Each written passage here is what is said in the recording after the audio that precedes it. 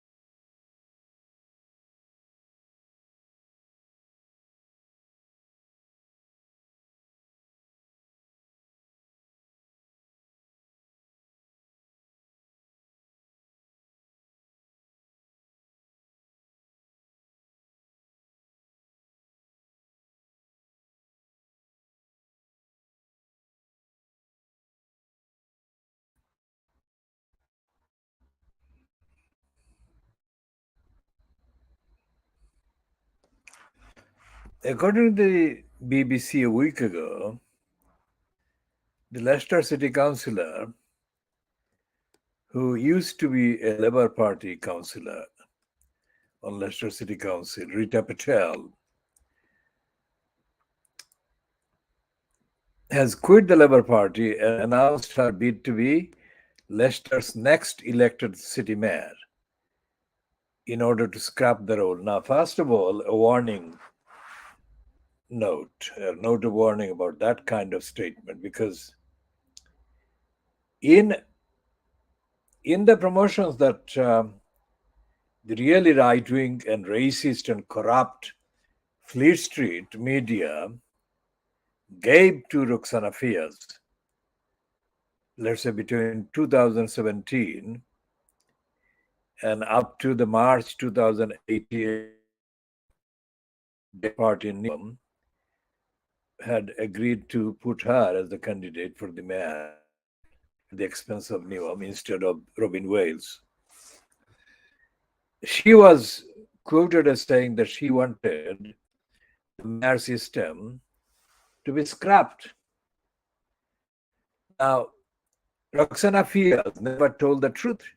She was lying, of course, but she was lying according to the strategy that was devised for her by the crooks that advised her.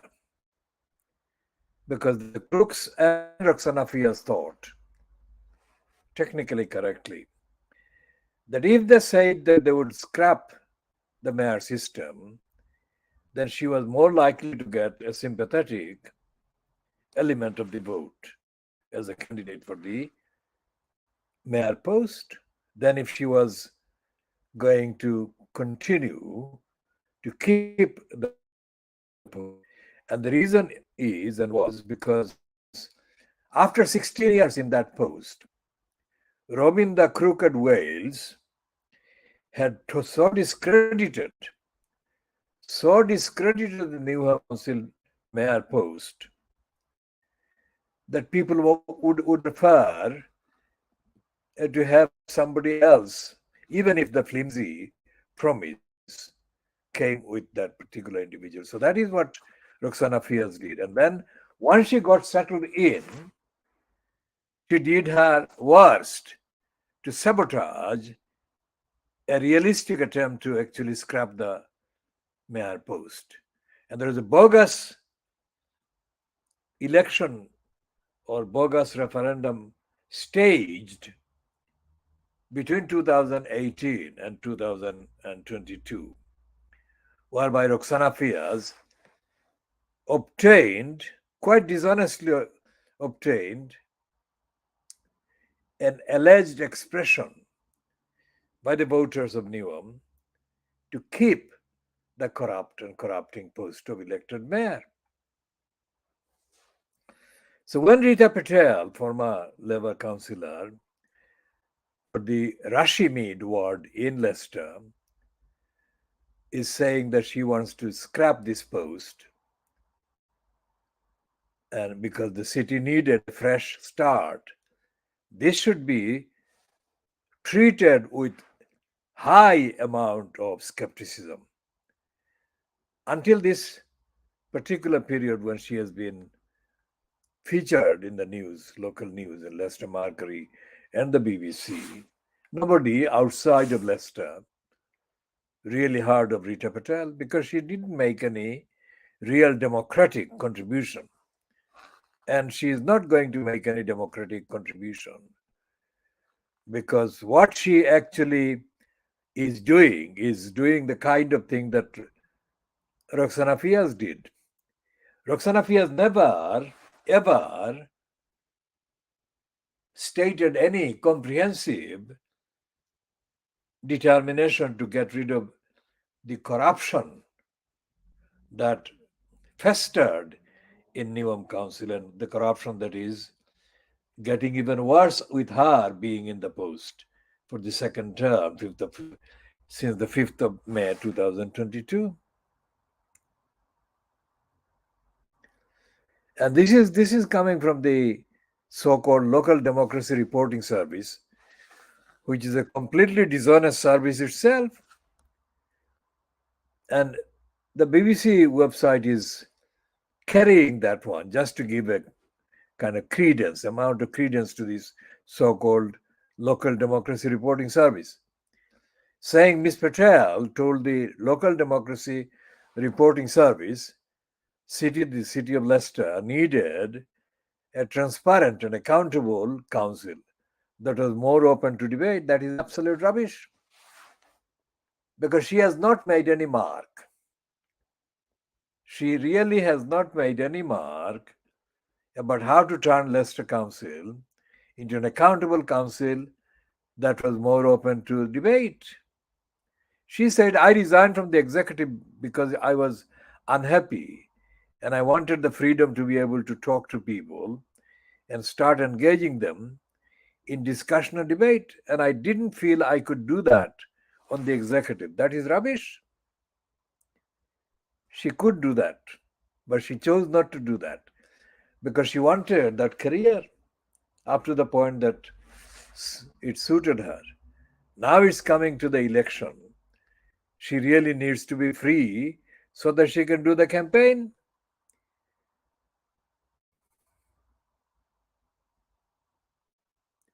And she is saying things like, slowly, it just feels the party, that is the Labour Party, has become more and more undemocratic. And the last straw was the discussion on the mayoral system. And what that said to me was, it's time for a change. We need to debate and look at where our priorities lie. Now, this is a ludicrous word to use, debate. What the fuck? We don't need to debate.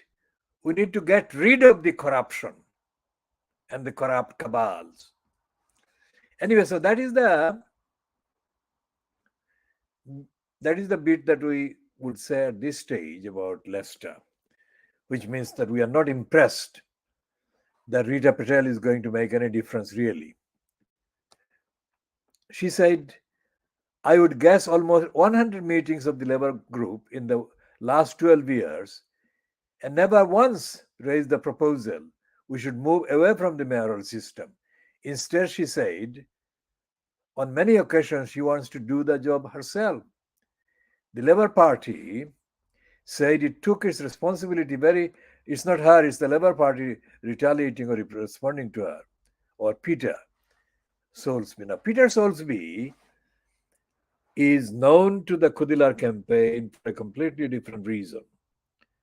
Because when we started the campaign and we noticed the kind of composition of the House of Commons part of the Crossrail bill, we noticed that this crook was there. One of the members of the parliament that was recruited and put as a placeman, yes man,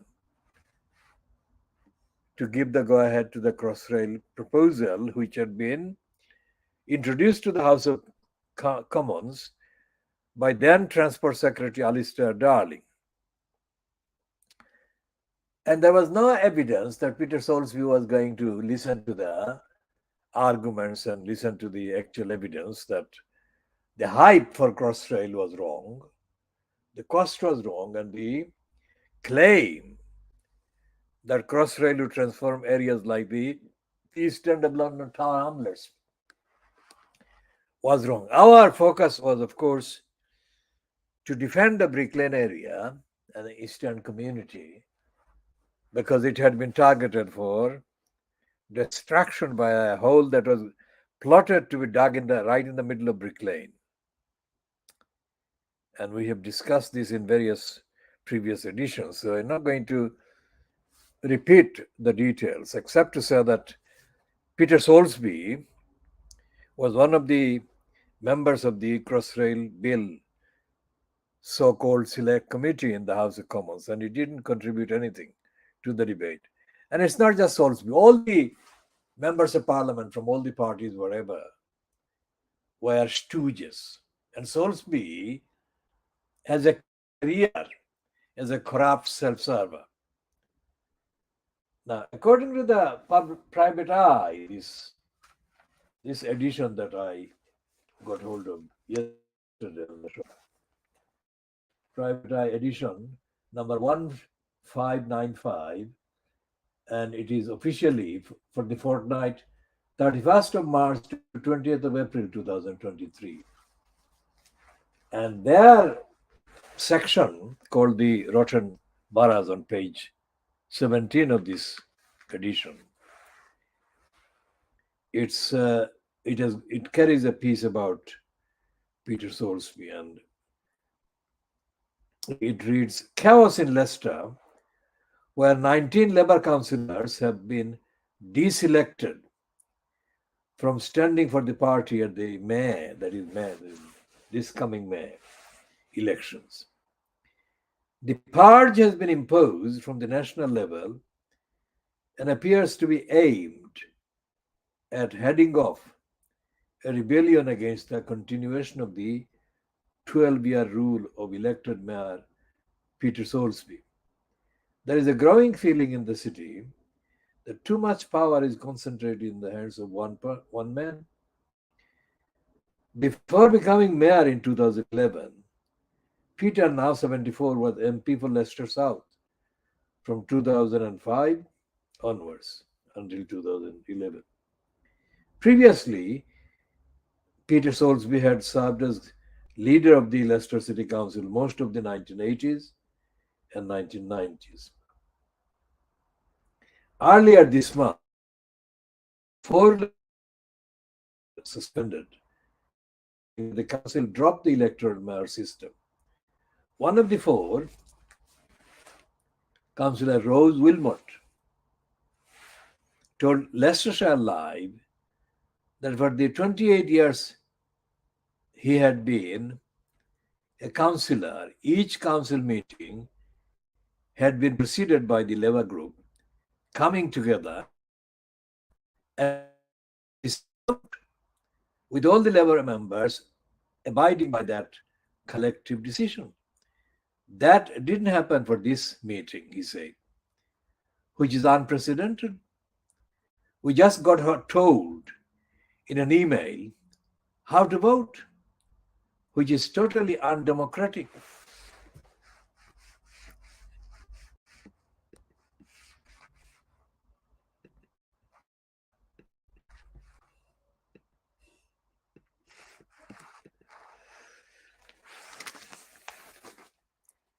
So we have been broadcasting for 16 minutes on this edition, part A of the Baby Angel Geronimo edition of the Khoodeelaar television channel.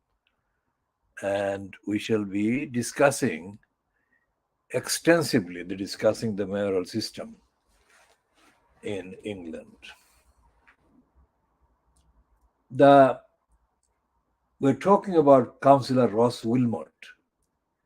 The diselected councillors are variously deciding whether to join the Greens or stand as independents. One councillor, Rita Patel, has quit the party and has appealed to the people of Leicester to vote for her when she stands against Sir Peter in the mayoral election in May.